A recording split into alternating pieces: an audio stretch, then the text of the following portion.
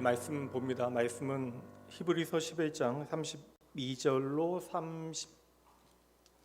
40절까지 32절로 40절까지 말씀 봅니다. 제가 가지고 있는 성경은 신약 성경 366쪽에 있습니다. 히브리서 11장 32절로 40절까지 오늘까지 나누면 히브리서 11장 말씀 끝납니다.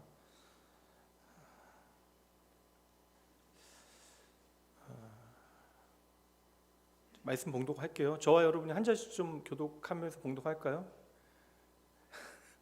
제가 교회 이제 청년 설교 끝나고 올라가면서 이렇게 잠깐 한번 기웃기웃하니까 이렇게 꾸벅꾸벅 조시는 분들 계시던데 우리 말씀 좀 정신 차리고 여러분 소리내서 함께 읽으시면서 오늘 우리 권사님 기도하신 대로 이 시간이 그냥 때워지는 시간이 아니라 하나님의 은혜 가운데 꼼꼼히 채워지는 시간 되어지길 소망하며 말씀 우리가 좀 정신 차리고 단단히 읽도록 하죠. 제가 32절 읽고 여러분 33절 한 절씩 교독하며 읽습니다.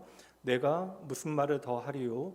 기드온, 바락, 삼손, 입다, 다윗 및 사무엘과 선지자들의 일을 말하려면 내게 시간이 부족하리로다.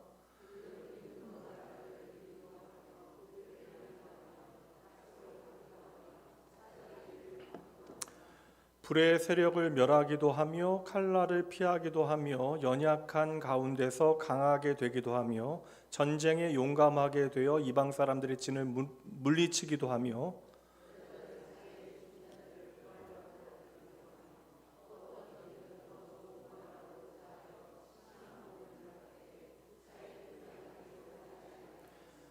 또 어떤 이들은 조롱과 채찍질 뿐 아니라 결박과 옥에 갇히는 시련도 받았으며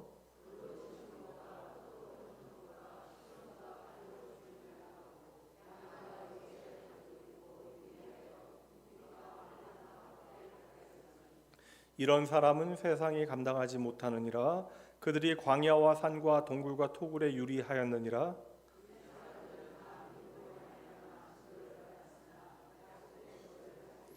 함께 읽죠. 이는 하나님이 우리를 위하여 더 좋은 것을 예비하셨은즉 우리가 아니면 그들로 온전함을 이루지 못하게 하려 하심이라. 아멘. 오늘 히브리서 44번째 시간 성장에는 아픔이 따릅니다. 오늘 나눌 말씀의 제목은 믿음으로 끝까지 라는 제목으로 말씀 함께 나누도록 합니다.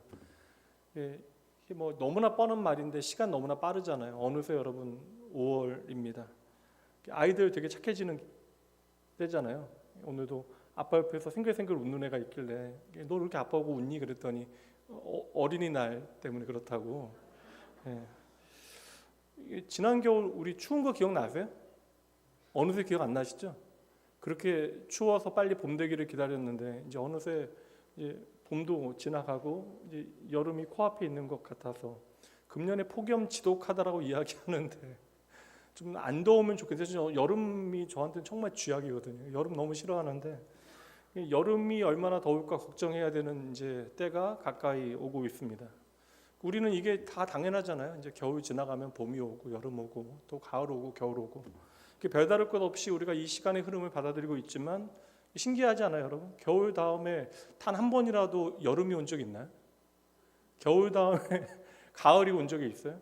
아니잖아요. 겨울 다음에는 봄이 오고 봄이 온 다음에는 여름이 오고 여름이 온 다음에 가을이 오고 가을이 온 다음에는 어김없이 다시 겨울이 오는 거. 여러분 신기하지 않으십니까?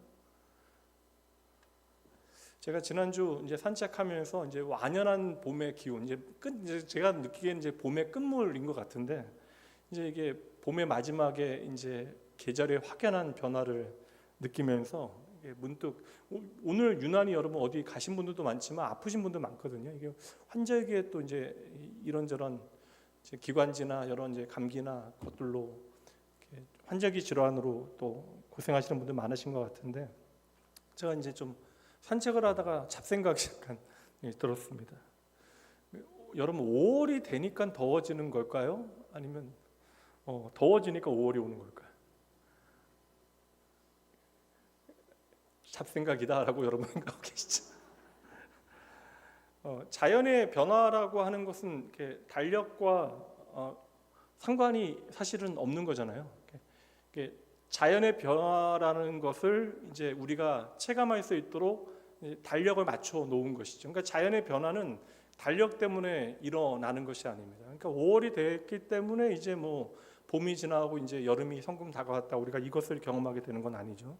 그러니까 우리가 자연의 변화를 파악하기 위해서 시간과 달력이라고 하는 것을 만들게 되어졌고, 특별히 이제 우리 같은 경우는 음력 같은 거, 근데 음력이 정말 이제는 안 맞죠. 이제 워낙 날씨가 이제 예전과는 많이 뚜렷한 사계절이라고 하는 말 자체가 이제 우리 현실에 맞지 않아서, 음력이라고 하는 것은 이러한 변화의 차이를 조정하기 위해서 이제 윤달이라고 하는 것을 일부러 이제 포함시키기도 하죠.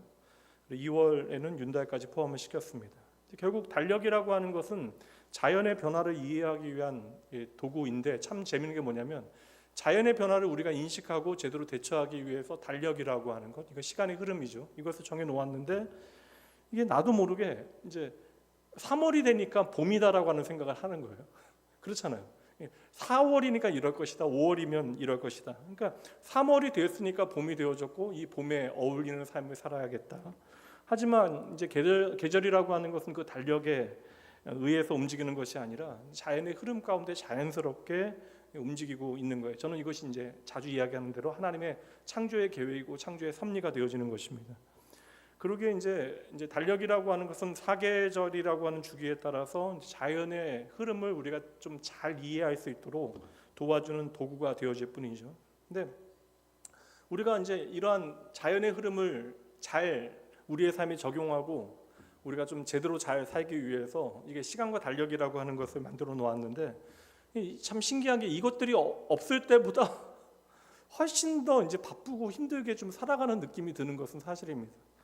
그래서 우리들이 많이 하는 말이 있잖아요. 항상 뭐가 없다고 이야기하죠.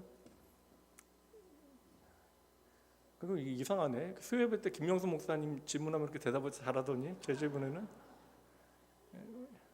시간이 없다라는 이야기 하시잖아요. 우리는 자연을 이해하기 위해서 이제 의도적으로 만든 것이 시간인데, 이제 나도 모르게 그 시간에 매이거나 갇혀서 살아가는 우리 자신을 발견하게 되어집니다. 그렇게 우리가 쳇바퀴 돌듯이 바쁘게 살다가 어느새 이제 우리의 인생에 시간이 남아 도는 때가 있잖아요. 그렇게 시간이 남아 도는 때가 찾아오게 되어지면 조금씩 이제 인생은 저물어가게 되는 것입니다. 신앙생활도 마찬가지가 아닐까라는 생각을 해봐요.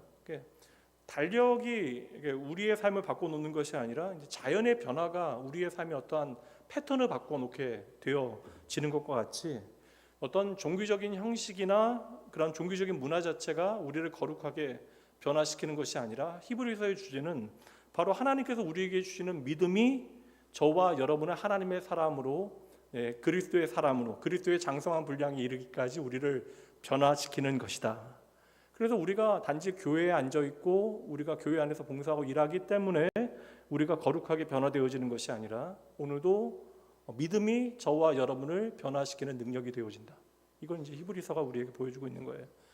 히브리서는 처음 그래서 그렇게 지독하게 구약의 모든 이야기들을 하면서 예수 그리스도에 대해서 계속해서 우리의 영원한 대제사장이 계십니다. 그분이 예수 그리스도이십니다. 그것을 열심히 변증하잖아요. 지독하게 예수 그렇게 설명하는데, 그렇게 우리에게 히브리서가 예수님에 대하여 강조하여 설명하는 이유는, 믿음은 우리가 노력해서 얻어내거나 우리의 의지로 만들어낼 수 있는 것이 아니라, 믿음은 누가 우리에게 주시는 것이다? 하나님께서 우리에게 주시는 것이 바로 믿음이다. 이게 세상의 모든 종교와는 차별화되는 기독교의 아주 중요한 개념이 되어집니다. 그래서 오늘 우리의 삶이 오늘 이 자리에 앉아서 예수 그리스도의 이름으로 변화되어진 인생을 살아가게 되어진 것은 예수님의 십자가 사건으로 말미암아 우리에게 주어진 믿음이 있기 때문에 우리는 오늘 이 자리에 존재할 수 있는 것이죠. 그렇게 예수님의 복음의 중심에는 십자가가 언제나 세워지는 것이고, 그래서 십자가 없는 복음은 언제나 허탄하고 무능력해지는 것입니다. 우리가 이미 다 알고 있어요. 그런데 나도 모르게 머리로는 잘 알고 있는데, 우리가 생각하기엔 어떠한 종교 생활이나 기독교적인 문화, 그리고 우리가 살아가기 익숙하게 여기고 있는 그러한 패턴을 통해서 내가 하나님의 사람답게 좀 오늘도 자라나고 있다라고 착각하게 되어지는 거예요. 이게 좀 헷갈리는 개념인데 여러분 오늘 아예 이거 잘 들으세요. 그러니까 우리가 예배 잘 참석하고 기도하고 11조 드리고 성경 읽고 전도하는 것, 이러한 기독교적인 어떤 문화와 배경 가운데 살아가는 것이 우리들을 그리스도의 사람으로 이제 만든다라고 우리는 생각하는데, 이거 여러분 이게 잘못된 거예요. 오해입니다. 이게 좀 개념이 좀 어려운 개념인데, 그러니까 예배 잘 드리고 기도하고, 그러니까 우리 지난주에는 하나님과의 대화, 깊은 대화의 그러한 시간이 기도이다, 뭐 그런 이야기 했으니까, 기도와 전도와 하나님의 말씀을 사모하는 것과 예배 드리는 것이 저와 여러분을 성장시키는 것은 사실이에요. 그런데 여러분 잘 보세요. 이것이 우리로 하여금 믿게 하는 것이 아니라 이 모든 것들은 이미 변화되어진 상태로부터 출발하는 거예요. 다시 말하면 예배 드리는 일, 기도하는 거, 그리고 우리가 말씀 사모하는 거, 전도하는 모든 일들은 변화된 사람만, 예수 그리스도 안에서 이미 변화되어진 사람만이 믿음 안에서 할 수 있는 일이 되는 것입니다. 그래서 우리는 절대, 히브리서 계속 얘기하잖아요. 믿음이 없이는 우리는 하나님을 기쁘게 할 수 없다. 그러니까 예수를 나의 구주 삼지 아니하고는, 그러니까 이 종교적인 울타리 안으로 들어올 수 있을지언정 우리의 삶의 진정한 예배와 찬양과 기도와 또한 하나님을 향한 헌신이 불가능하다. 그러니까 예수가 나의 생명이라는 사실을 우리가 발견하게 되어질 때 비로소 우리의 삶의 진짜 변화는 시작되어지는 것이에요. 그래서 계속해서 제가 히브리서 11장을 설명하면서 믿어지는 은혜에 대해서 여러분 강조하고 있는 것입니다. 지난주 우리가 누구 생각했는지 기억나시나요? 이게 날마다 새로워요, 여러분들은. 지난주 누구 나눴어요, 사람? 이게 구체적인 인물로는 마지막 라합이라고 하는 여인 우리가 살폈잖아요. 500년이나 기다렸던 하나님의 약속의 땅으로 이스라엘 백성들이 드디어 들어가는 그 사건, 그 여리고, 그 요단을 건너고 여리고 안으로 들어가는 그 사건, 그 결정적인 사건. 그런데 그 사건의 중심에 가장 빛나는 인물, 믿음을 설명하는 인물이 누구라고요? 라합이었다고요.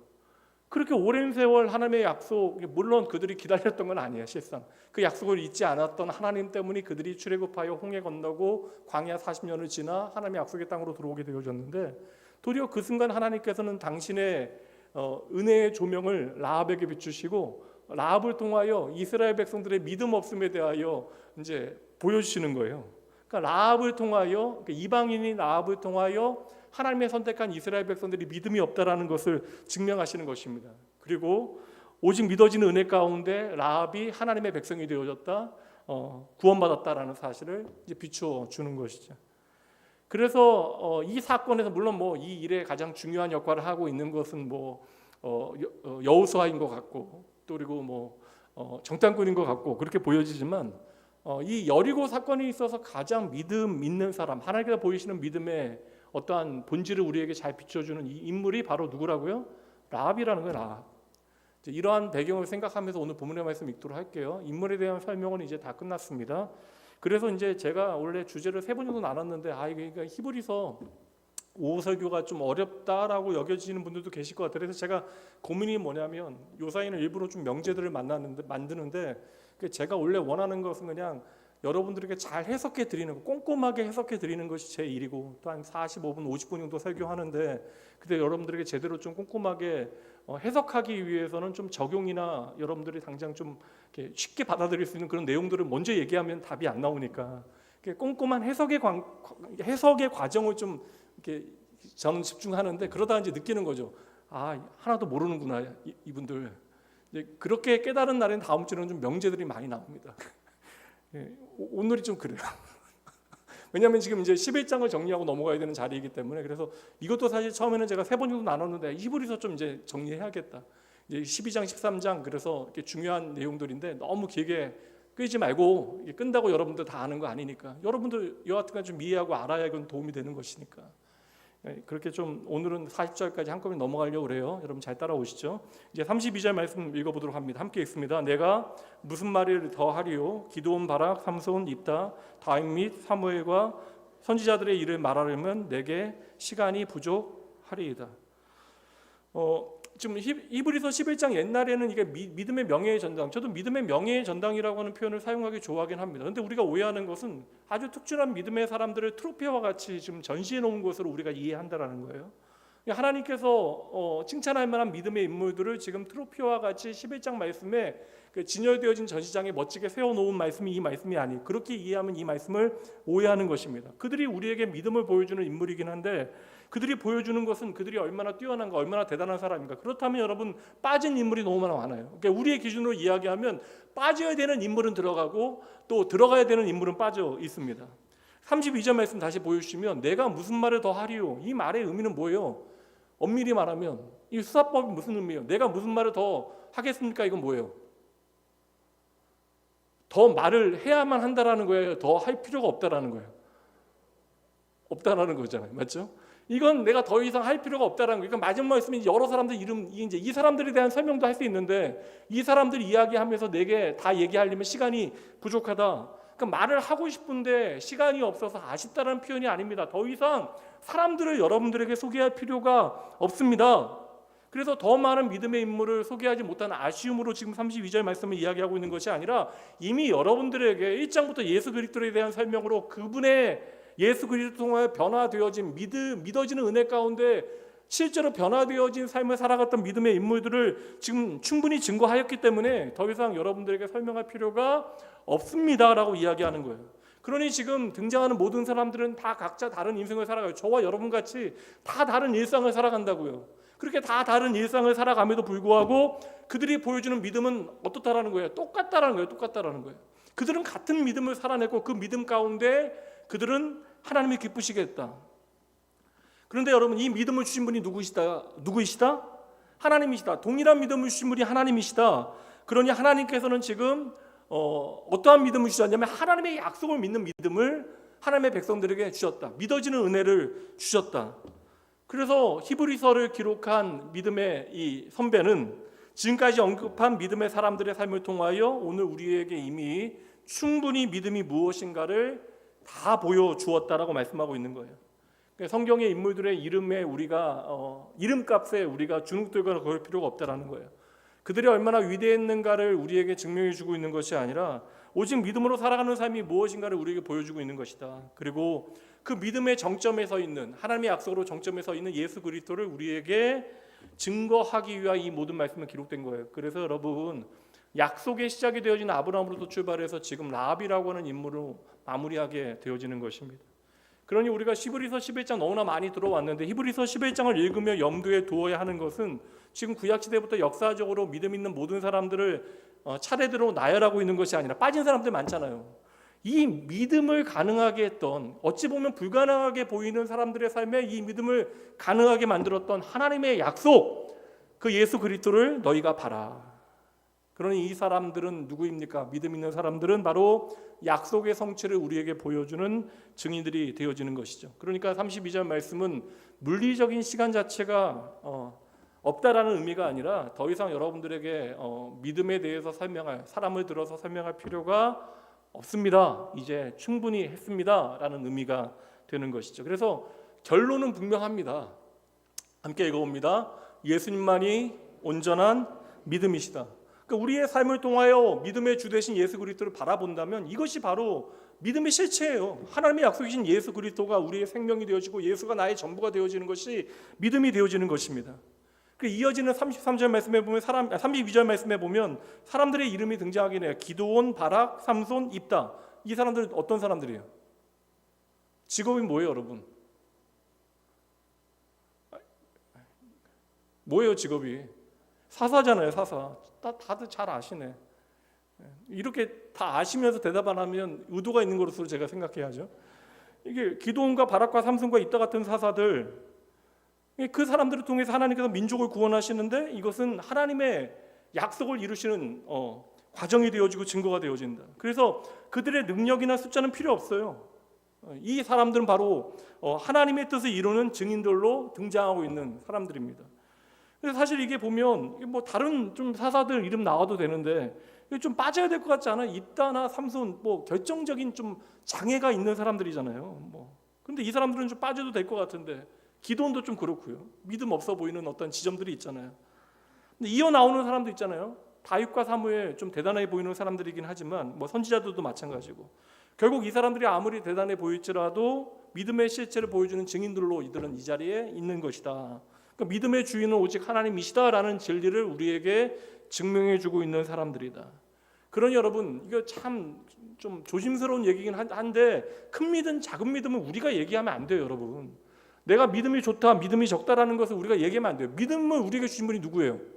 하나님인데 우리가 믿음이 적다, 계속 내 믿음이 적다, 이거 여러분 우리가 의도하지 못, 우리가 의식하지 못하지만 이것은 우리가 할 수 있는 이야기가 아닙니다. 이미 하나님께서는 우리에게 충분한 믿음을 주셨어요.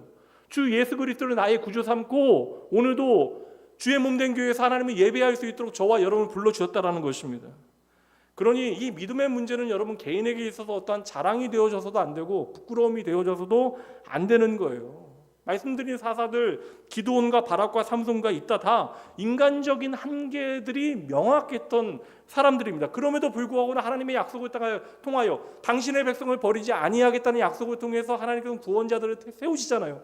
그들의 자격이 중요한 것이 아니라 하나님께서는 하나님의 약속을 이루시기 위하여 인간적인 한계가 있는 사람들을 들어서 하나님의 약속을 이루어내신 거예요. 민족을 구원해내신 것입니다. 끊임없이 실패하는 당신의 백성을 결코 포기하지 아니하시는 거예요. 그래서 히브리서 11장 말씀해 보면 참 대단해 보이는 사람들부터 덜 대단해 보이는 사람들까지 등장하는데 그들이 보여주는 믿음은 다 똑같다. 그들은 모두 하나님의 약속을 받았고 하나님께서 당신의 약속을 지키시는 분임을 믿었다라는 거예요. 여기에는 삼손도 들어갑니다. 여러분 사실 사사 가운데 원래 타고나기부터 상스럽고 대단하게 태어난 사람, 삼손보다 더한 사람 어디 있어요? 그러나 그 삼손은 흠결이 너무나 많은 인물입니다. 근데 그 삼손도 왜 등장해요? 우리에게 믿음이 무엇인지를 보여주는, 그러니까 믿음이 무엇인지를 자신의 삶으로 보여주는 인물이기 때문에, 샘플이기 때문에 여기 등장하고 있는 거예요. 말씀드렸잖아요. 믿음은 여러분 나의 의지나 나의 능력이나 나의 어떠한 힘이 아니라고요. 도리어 나의 연약함 가운데 믿음이 나의 강함으로 드러나게 하는 거예요. 그러니까 내 연약함 가운데 나를 강하게 하시는 것이 바로 믿음이다. 그러니까 나의 무능함을 깨닫고 하나님을 전적으로 의지하는 순간 그 의지하는 것이 강함이 되어진다. 그래서 삼손의 마지막 순간이 기록되어지잖아요. 내가 할 수 있는 것이 아무것도 없다 여겨지는 그 순간, 두 눈이 멀고 힘을 잃게 되어진, 사실 얼마나 웃겨요. 머리카락 자른다고 여러분 어떻게 힘이 없어지겠습니까? 이건 여러분 능력과 상관없는 이야기예요. 하나님의 약속과 그 말씀에 대한 신뢰의 이야기를 우리에게 그냥 상징적으로 보여주는 것이죠. 삼손이 제대로 하나님을 의지하게 되어지는, 내 힘이 아니라 종교적인 어떠한 형식을 지켜내는 것이 아니라 삼손이 마지막 순간에 제대로 나의 연약함을 깨닫고 하나님을 의지하게 되어지는 순간 다군 신전이 모든 우상들이 무너지는 일들을 눈으로 확인하게 되어지는 것이죠.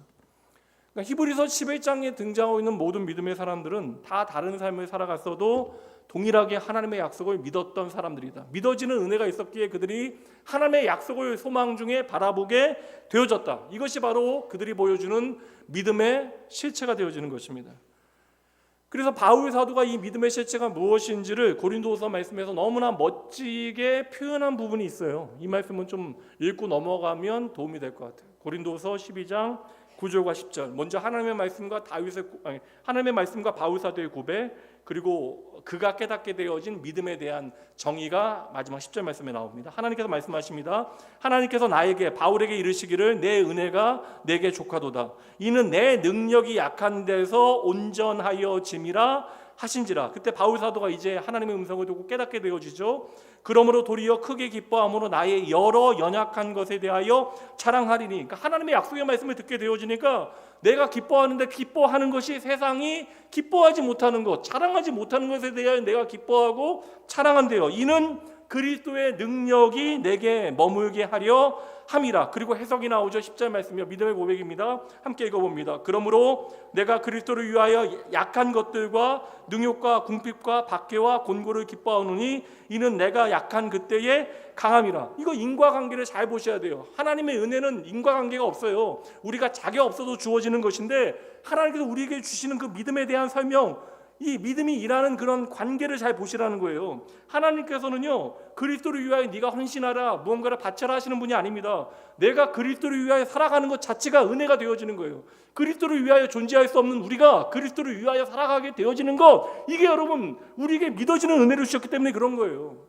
그래서 내가 그리스도를 위하여 내가 손해보는 것이 아니에요. 약하게 되어지는 것, 능력과 궁핍과 곤고와 박해, 이것을 기뻐할 수 있는 이유가 무엇인지를 우리가 믿음의 원리를 통해 깨달아야 된다. 그것은 바로 나의 약할 그때의 강함이다. 얼마나 놀라운 말씀이에요. 구약이나 신약이나 우리에게 똑같은 진리를 보여주는 것입니다. 이 복음의 진리를 우리가 깨닫지 못하면요, 교회 다니는 사람들이 세상 가운데 좀 어려움 당하고 힘들고 그런 것들 다 억울한 일이 되는 거예요, 여러분. 하나님께서 나를 사랑하지 않는 것처럼 여겨지는 거예요. 내가 하나님을 위하여 헌신하지 않아서 내 인생이 이 모양 이 꼴이라 우리는 착각하게 되어지는 것입니다. 믿음은요, 여러분, 오늘 내가 무엇을 가지고 있는가, 내가 어떠한 능력을 나타낼 수 있는가, 사람들이 나를 어떻게 바라보는가, 나를 인정하는가, 그게 아닙니다. 믿음은요, 나의 능력이 아니라 하나님의 능력이고 하나님의 약속을 신뢰하는 것이 바로 믿음이 되어지는 것이죠. 그러니 믿음을 보여주는 진짜 증인들이 역사 가운데 얼마나 많았겠어요. 셀 수 없을 것이에요. 성경 속에 등장하는 인물들로부터 이름 없었던 시대를 그냥 살아갔던 무명의 그리스도인들까지도 다 포함되어지는 것입니다. 하나님은 아브라함과 다윗만 사랑하시는 하나님이 아니세요. 이방 땅에 살고 있었던 라합과 그렇게 말 안 들었던 삼손까지도 끝내 포기하지 아니하시는 하나님. 근데 하나님께서 당신의 구원의 약속을 이루시는 그 언약의 차원에서 히브리서 11장 말씀 가운데 구약의 인물들을 우리에게 들어서 설명하고 있는 것이지, 하나님께서 이야기하시는 믿음의 증인들의 리스트에는 이미 수많은 믿음의 증인들이 이름을 올리고 있어요. 거기에는 저와 여러분의 이름도 있음을 믿으시기 바랍니다.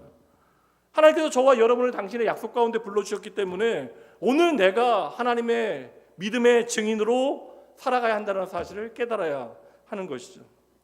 여기까지 오케이. 그런데 여기서부터 문제예요. 그런데 히브리서 11장의 앞부분은 너무나 그냥 좋아요.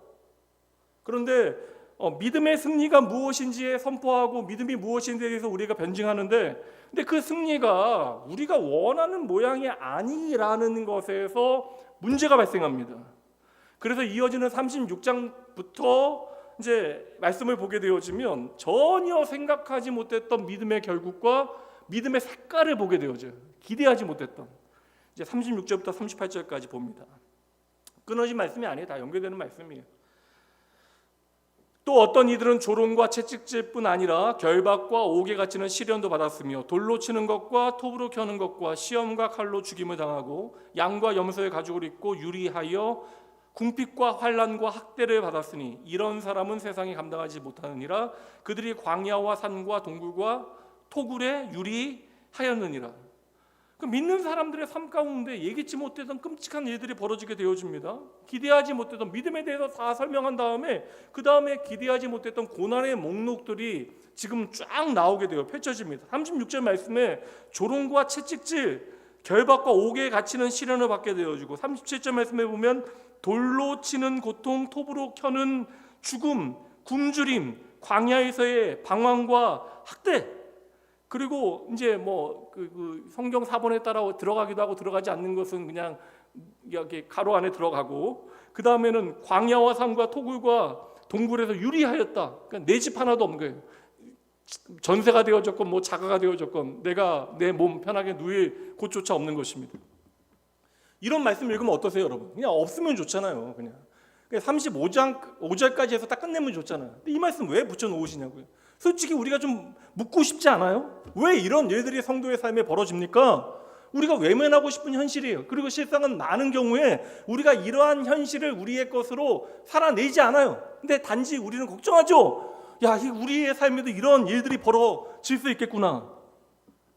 왜 이 말씀이 여기에 기록되어져 있을까? 여러분들에게 한번 물어볼게요. 창세기로부터 나오는 건 뭐예요? 하나님의 아름다운 창조 끝에 의지의 자유를 허락받은 인생들이 하나님을 저버리는 장면, 죄 짓는 장면으로부터 창세기의 말씀은 시작이 되어집니다.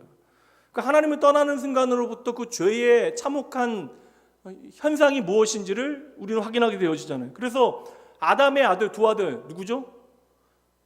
모르시죠, 여러분? 아담의 두 아들 가인과 아벨, 얼마나 비극이에요. 그러니까 사랑해야 하는 대상조차도 용납하지 못하고 사랑하지 못하는 일들, 그래서 그 생명을 내가 스스로 취하는 일들, 그런 비극적인 일들이 벌어지게 되어져요. 그럼 여러분들에게 질문합니다. 여러분들은 아벨이 되기 원하십니까? 가인이 되기 원하십니까? 대답하시라고. 둘 중 하나예요. 이건 대답하셔야 돼요. 여러분 가인이 되기 원하십니까? 아벨이 되기 원하십니까? 아벨이? 진짜?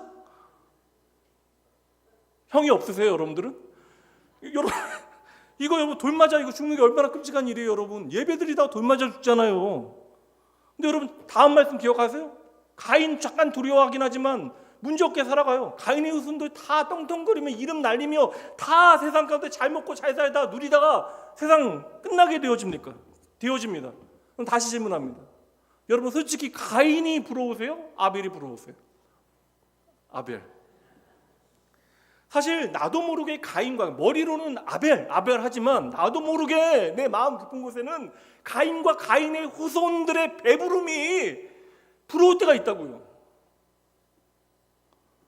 여러분 잘 보셔야 돼요. 하나님을 떠난 죄악이 관영한 이 땅에서는 가인과 아벨과 같은 일들이 충분히 벌어질 수 있다는 거예요. 그러나 우리가 기억해야 되는 건 뭐예요? 하나님은 공의로 심판하신다. 분명 여러분, 하나님은 하나님의 백성들을 형통케 하시는 분이십니다. 근데 하나님의 형통이 우리의 기대와 다를 때가 분명히 있다는 거예요. 오늘 청년들한테도 제가 하나님께서 우리 기도 다 들어주시냐니까 들어주신대요. 그건 배웠으니까. 근데 목사님 나는 보니까 아무리 기도해도 안 들어주실 때도 꽤 많던데? 그러니까 애들이 갑자기 헷갈리기 시작하는 거예요. 그러니까 오랫동안 신앙생활 한 아이들의 마음속에 있는 생각을 제가 알거든요. 그러니까 하나님께서 기도를 들어주신다는 건 들어서 내가 알고 있는데 막상 기도하니까 안 들어주시는 것 같아요. 그러니까 하나님께서 내 기도를 안 들어주시는 것이 무서워서 그거 알게 될까 봐 기도하지 않는 거예요.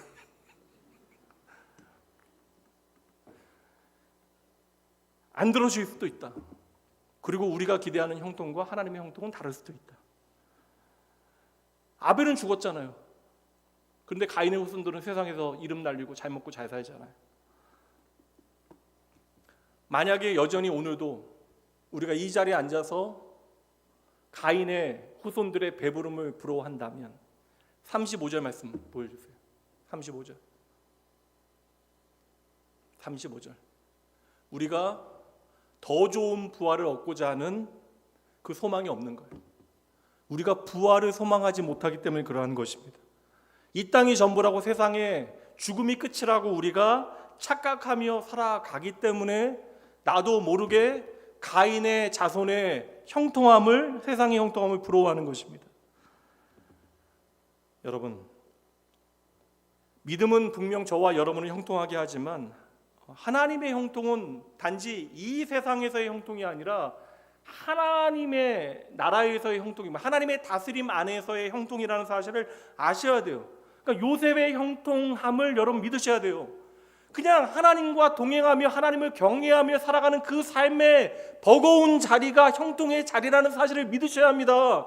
얘기를 다 하니까 이제 애굽의 총리가 되어질 것을 기대하면서 이 형통을 바라보며 사는 것이 바로 요셉의 형통이라고 오해하게 되어지면 그의 삶에 벌어지는 일들을 이해하지 못하는 거예요. 그 말도 안 되는 기가 막힌 현실 가운데 왜 요셉이 이러한 믿음의 선택을 할 수 있었는가? 그것이 바로 하나님의 형통의 이유가 되어지는 거예요. 이게 하나님의 믿음과 하나님의 은혜의 증거가 되어지는 것이죠.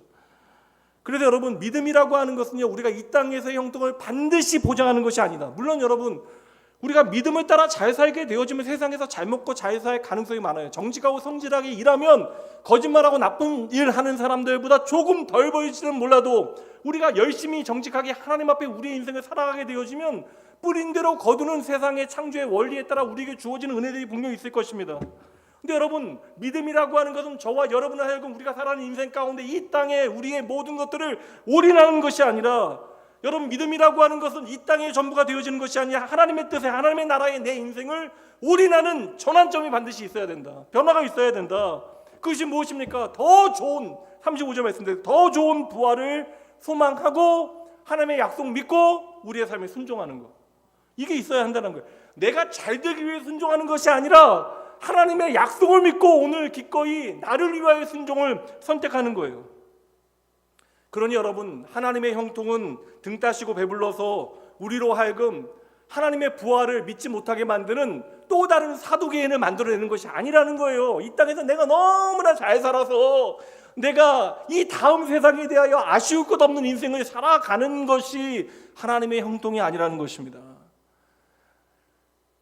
오늘 찬양, 오늘 제가 별거 다 집어넣는데 오늘 말씀에 제가 물어보거든요. 목사님들한테 한 번씩 물어봐. 설교 좀 어렵냐, 괜찮냐, 성도의 입장에서 어떻겠냐. 근데 차인철 목사님이 어렵다 지난주 얘기하셔서 속으로는 괘씸하다. 아니, 농담이에요, 농담 목사님. 찬송가 하나 오늘 말씀에 딱 맞는 찬송가 있어요. 부른다고 끝은 아니에요. 오늘 좀 일찍 끝내긴 할 거지만 그래도 끝은 아닙니다. 창세기 546장 이 찬양 1절, 2절, 3절, 4절 후렴 안 부르고 앞에 부분만 다 부를 거고요. 마지막 후렴 부를 거예요. 오늘 믿음이 무엇인가를 보여주는 우리에게 좋은 찬양이 되어집니다. 1절, 2절, 3절, 4절.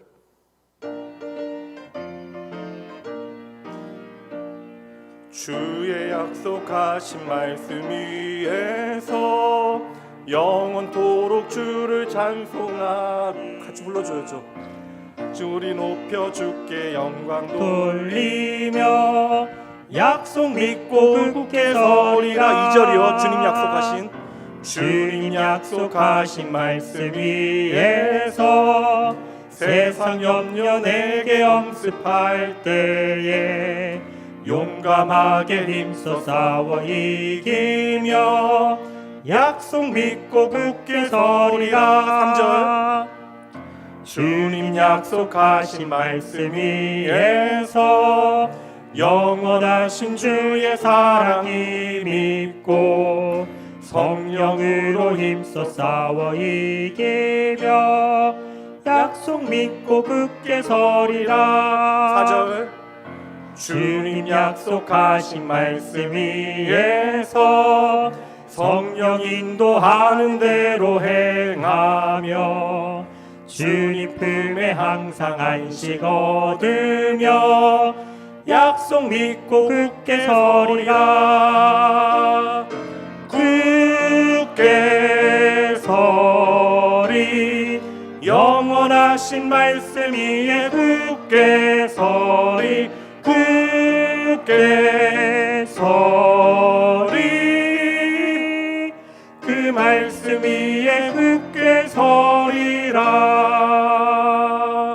1, 2, 3, 4절에 우리의 삶에 벌어지는 모든 일들 다 담겨 있어요. 근데 여기에 변함없는 조건이 있습니다.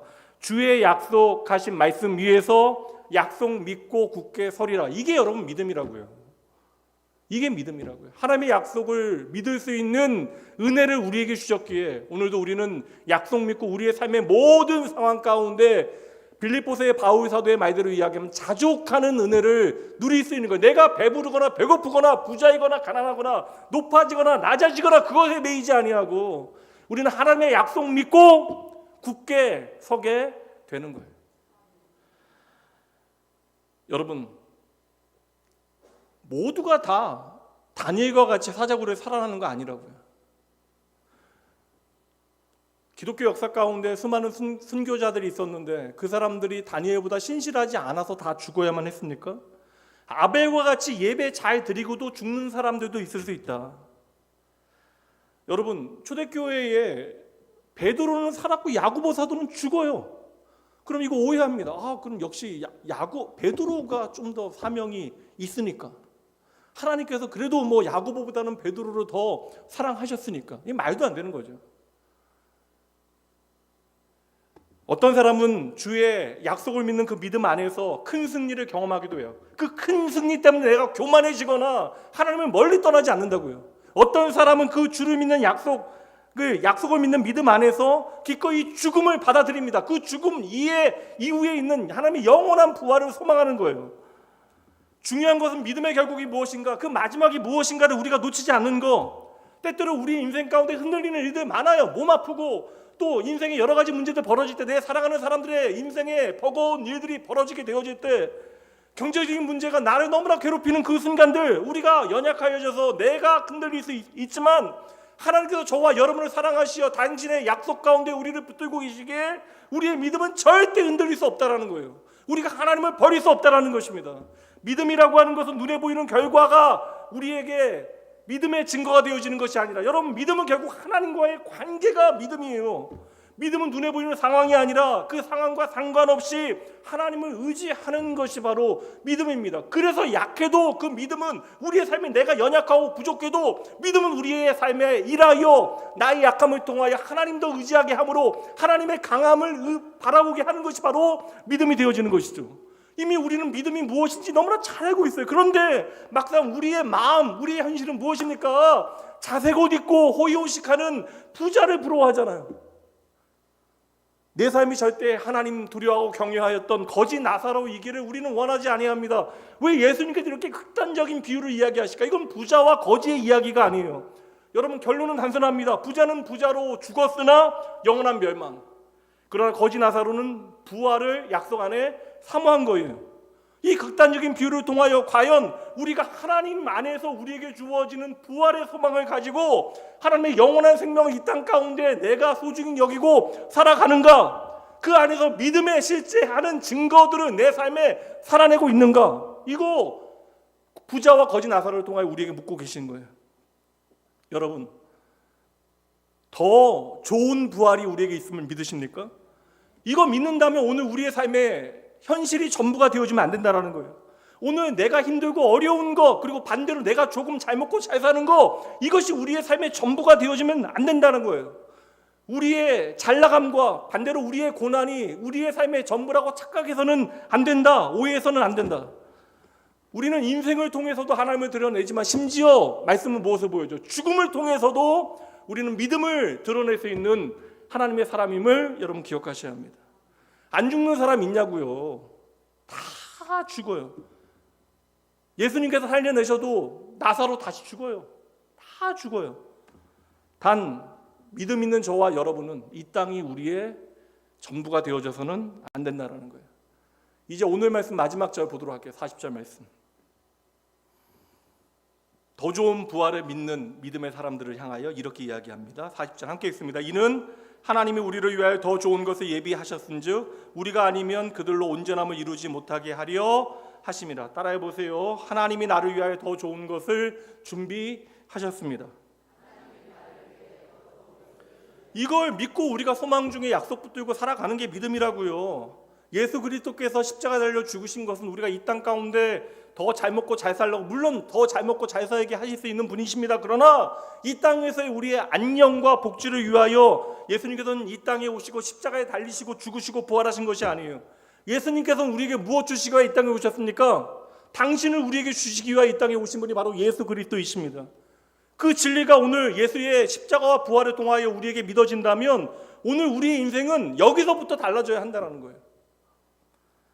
믿음의 사람들은 이 땅에서 끝장내는 사람들이 아닙니다. 여러분, 이 땅이 전부라고 생각하고 이 땅에서 승부 보는 것을 여러분 그 마지막을 결정지어서는 안 된다는 거예요. 오늘 믿음의 사람들 이 땅에서 다 받지 못한 사람들이에요. 그러나 그들은 그들의 마지막을 소망 가운데 바라봤다라는 것입니다. 눈에 보이는 것이 전부가 아니라 약속하신 하나님을 끝까지 소망하게 되어졌다. 예수 그리스도의 죽으심과 부활을 통하여 그 부활을 나의 부활로 소망하게 되어졌다. 그러니 그들은 더 이상 이 땅에서의 상이 전부가 되어지는 것이 아니라 하나님 나라의 상을 바라보게 되어졌고 그 기다림은 결코 헛되지 아니한다. 이게 히브리서 11장의 결론이에요. 여러분, 인생 고달픈 분들 계세요. 오늘 너무나 힘든 분들이 있습니다. 당장 이 문제 해결되어지지 않으면 내 삶에 닥칠 수 있는 문제들을 두려워하며 불안해하며 이 시간을 이겨내고 계시는 분들도 계십니다. 그러나 여러분, 이 땅의 슬픔과 아픔과 외로움도 나를 위하여 죽으시고 부활하신 예수님의 손 안에서는 하나님의 영원한 생명과 영광의 재료가 되어질 수 있음을 여러분 믿으셔야 돼요. 그분은 저와 여러분에게 너무나 좋으신 분이십니다. 하나님께서는 결코 저와 여러분을 장기판에 뭐에 움직이는 걸 말처럼 저와 여러분을 사용하시는 분이 아니십니다. 하나님께서 우리의 눈물을 다 하세요. 우리의 마음을 다 헤아리십니다. 그래서 하나님 오늘도 우리의 모든 실패의 현장에서 오늘도 우리의 영혼을 가장 아름답게 빚어 가시는 분이 저와 여러분의 하늘 아버지가 되신다. 히브리서 11장은 그러한 믿음의 사람들의 삶의 이야기로 가득 차 있습니다. 그러니 그 마지막을 이 한 구절이 완성하는데요. 마지막 구절이 뭐라고 이야기해요? 그들이 바라보았던 약속은 이 땅에서 온전히 이루어지지 아니하였지만 하나님은 그들과 우리를 함께 온전하게 하신다. 그러니 하나님의 약속은요, 특정한 사람들만 향하는 게 아니에요. 하나님의 약속은 하나님의 은혜에 부르신 가운데 하나님의 자녀가 되어진 그 약속 안에 살아가는 모든 사람들을 아우르는 것이 되어지고, 하나님의 구원은 나 혼자만의 구원이 아니라 모든 믿는 자들과 함께 완성되어지는 이야기가 되어져야 돼요. 그래서 주의 몸된 교회 공동체는 중요한 것입니다. 사랑하는 성도 여러분, 오늘 저와 여러분의 믿음이 어디를 향하고 있는가? 오늘 설교 제목 보세요. 믿음으로 끝까지. 우리의 믿음의 경주를 시작하게 하신 분이 하나님이시잖아요. 그러니까 하나님께서 시작하게 하셨으니까 우리가 믿음의 출발선에 서게 되어진 거예요. 맞죠? 근데 우리가 믿음의 출발선에 서서 경주를 시작했는데 결국 믿음은 언제 증명되는 거예요? 물론 오늘 내가 이 경주를 하고 있다는 것을 통하여 하나님이 어떠한 분이신가, 우리의 삶에 어떠한 일을 행하시는가 다 알고 있지만 결국 우리의 믿음이 마지막 증명되어지는 것은 그 결승점에 도달하게 되어지는 때, 그때 우리의 믿음은 온전히 증명되어집니다. 그럼 믿음이라고 하는 것은 여러분 우리의 감정이나 뜨거운 어떤 말에 담겨지는 것이 아니다. 달콤한 어떠한 말에 담겨지는 것이 아니다. 믿음은 우리의 현실 가운데 때로는 구차한 시간을 이겨내야 하는 것이고, 때로는 눈물을 흘려야 하는 것이고, 상처를 견뎌내면서 약속 믿고 끝까지 가야 하는 여정이 바로 믿음의 여정이다. 누가 보든 보지 않든, 때로는 이기든 내가 실패하게 되어지든 끝까지 나와 함께 하시는 분이 하나님이시니 내 삶에 가장 좋은 것 주신 하나님 믿고 믿음으로 끝까지 우리는 가야 하는 것입니다. 오늘 참 힘든 시간 보내고 계신 분들 저는 알고 있으니까 여러분들 그래도 오후 예배까지 이렇게 드리시는 게 참 귀해요. 이게 여러분들이 귀하기도 하지만, 저는 이제 목사이니까 여러분들이 귀하지만, 그럼에도 불구하고 이 자리를 지키게 하시는 하나님이 참으로 귀하십니다. 그러니 오늘 힘든 싸움, 벅차게 싸우고 계시는 여러분, 그것이 무엇이 되었건 간에 끝까지 믿음 놓치지 아니하고 하나님께만 그 소망 두고 언제나 그 믿음을 지키는 자들에게 약속 가운데 더 좋은 것을 예비하신 하나님과 감사히 동행하시는 여러분 되시길 바랍니다. 다시 말씀드리고, 믿음은 일시적인 감정이 아니에요. 제가 말씀드리지만 감정이 아니라도 믿음은 우리 안에 역사하는 거예요. 믿음은 끝까지 가는 것입니다. 그리고 믿음은 형통할 때보다 고난 중에 훨씬 더 빛나게 되어진다. 내가 약할 때 믿음은 일하게 되어진다. 믿음은 이 땅이 전부가 되어지는 것이 아니라 하나님의 나라만을 더욱더 소망 중에 바라보게 하는 것이다. 이거 다 정리하게 되면요, 그 다음에 히브리서 12장이 나오는 거예요. 그러니까 이거 연결돼야지 은혜 받는 거예요. 이거 다 이야기한 다음에 우리가 이제 다음 주 살피게 되어질 히브리서 12장 1절과 2절 읽고 끝내도록 할게요. 이 모든 이야기 기억하시면서 함께 읽어봅니다. 이러므로 우리에게 구름같이 둘러싼 허다한 증인들이 있으니 모든 무거운 것과 얽매이기 쉬운 죄를 벗어버리고 인내로서 우리 앞에 당한 경주를 하며 끝까지 믿음의 주요 온전케 하시는 이인 예수를 바라보자. 그는 그 앞에 있는 기쁨을 위하여 십자가를 참으사 부끄러움을 개의치 아니하시더니 하나님 보좌 우편에 앉으셨느니라. 아멘. 우리는 끝까지 믿음의 주 되신 예수 그리스도를 바라보는 믿음의 사람들입니다. 기도하죠.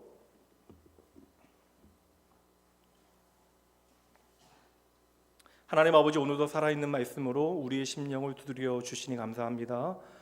믿음으로 살았던 수많은 믿음의 선배들의 발자취를 말씀 가운데 저희들 발견하고 그 길을 저희도 오늘 걷고 있음을 깨닫게 하시니 감사합니다.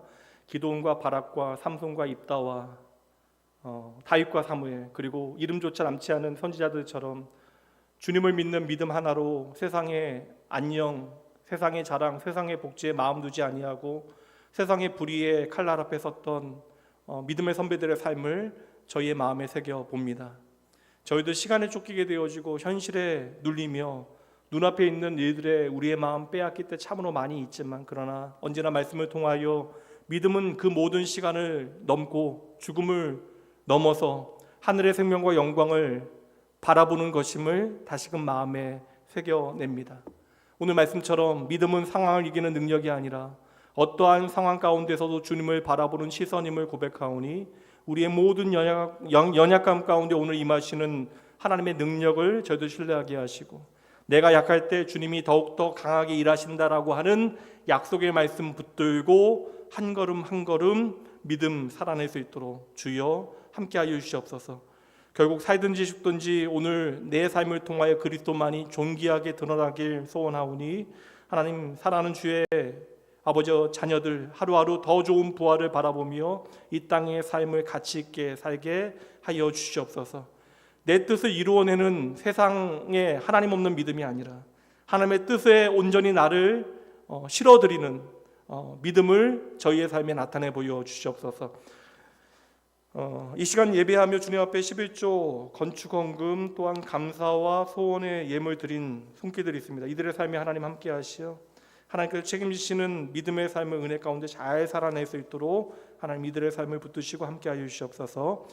하나님의 약속의 자녀들에게 믿음을 주시고 믿음 안에 살게 하시어 그 믿음의 삶의 끝에서 우리를 기다리시는 주님 만나보게 되어지는 날을 소망하게 하실 줄 믿고 감사드리며 우리의 영원한 생명 되신 주 예수 그리스도 그 이름으로 축복하며 간절히 기도합니다.